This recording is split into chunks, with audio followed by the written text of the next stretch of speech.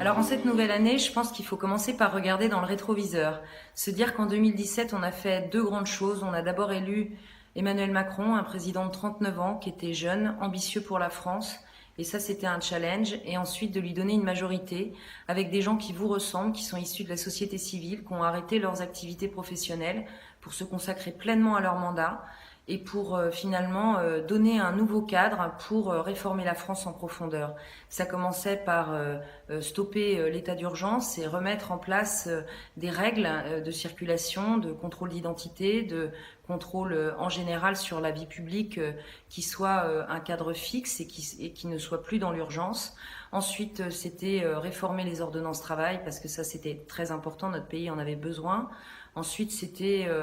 faire un projet de loi de finances qui soit réaliste, adapté aux besoins des citoyens. Et enfin, démarrer l'année sur la loi de la confiance dans la vie publique avec l'inversion finalement du rôle de l'administration qui n'est plus seulement un organisme de sanction mais un organisme de conseil. Et je pense que tant pour les agents de l'administration qui ont à cœur d'être reconnus dans leurs compétences et leurs capacités de conseil que pour les citoyens que nous sommes à qui on reconnaît par principe un droit à l'erreur, c'est quelque chose de très important et qui fixe le cadre finalement de tout un tas de réformes en profondeur dont notre pays a besoin, dont la formation professionnelle, l'agriculture, l'écologie, la transition énergétique, etc. Alors les perspectives 2018, c'est d'abord on commence par la solidarité. C'était quelque chose qui me tenait à cœur en augmentant les minima sociaux, l'allocation adulte handicapé, le minimum vieillesse. C'était des engagements forts qui ont été tenus dans la loi de finances. On a essayé d'avoir un côté très réaliste à l'approche des problématiques locales des Français, donner aux communes des dotations globales identiques qu'en 2017, stopper cette hémorragie des engagements de l'État qui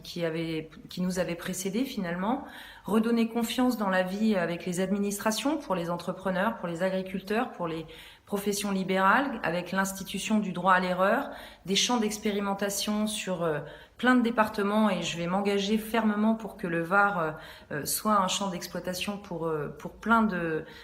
nouveaux modes de fonctionnement avec l'administration. Je pense que c'est très important pour la vie de tous les jours et de tous les concitoyens. Une des grandes activités de ma vie en circonscription, c'est précisément de rencontrer tous les acteurs locaux, à la fois les citoyens dans les réunions citoyennes qu'on organise, à la fois les marcheurs et les sympathisants du mouvement, à la fois les institutionnels et les corps constitués, comme on dit, les gendarmes, les pompiers, les policiers municipaux, les agents publics,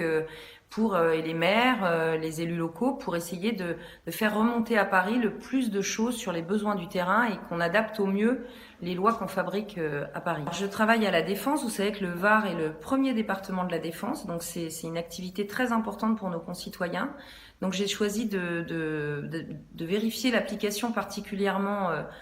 importante dans l'engagement de la ministre sur le plan famille,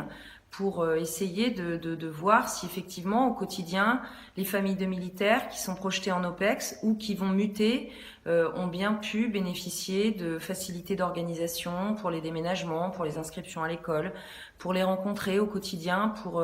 les soutenir. Je choisis aussi de suivre mes cadets de la Défense, un programme qui me tient énormément à cœur, où l'Éducation nationale et le ministère de la Défense ont choisi de proposer à des jeunes de comprendre ce qu'est une opération extérieure, comment on s'y prépare, pourquoi on défend la nation, etc. Des sujets qui sont très importants sur le lien armée-nation. Donc ils vont aller en camp au mois d'avril et je vais aller passer au moins une nuit avec eux.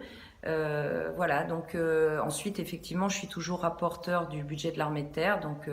on va commencer à travailler pour le mois de septembre pour un nouveau rapport d'orientation, puisque notre premier rapport d'orientation qui consiste en fait en l'accélération d'un programme d'équipement de véhicules blindés, notre préconisation a été retenue par le président de la République et c'est une grande fierté pour nous.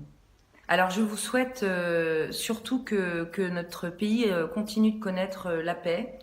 qu'on puisse tous ensemble continuer d'avancer, de dialoguer, de se concerter pour co-construire les lois de demain et que la confiance revienne dans les hommes politiques et les femmes politiques que nous sommes, qui sommes engagés tous les jours sur le terrain à vos côtés et que, enfin, le développement personnel, les énergies qu'on a envie de libérer en soi, nous, on vous aide à vous donner les moyens de les réaliser.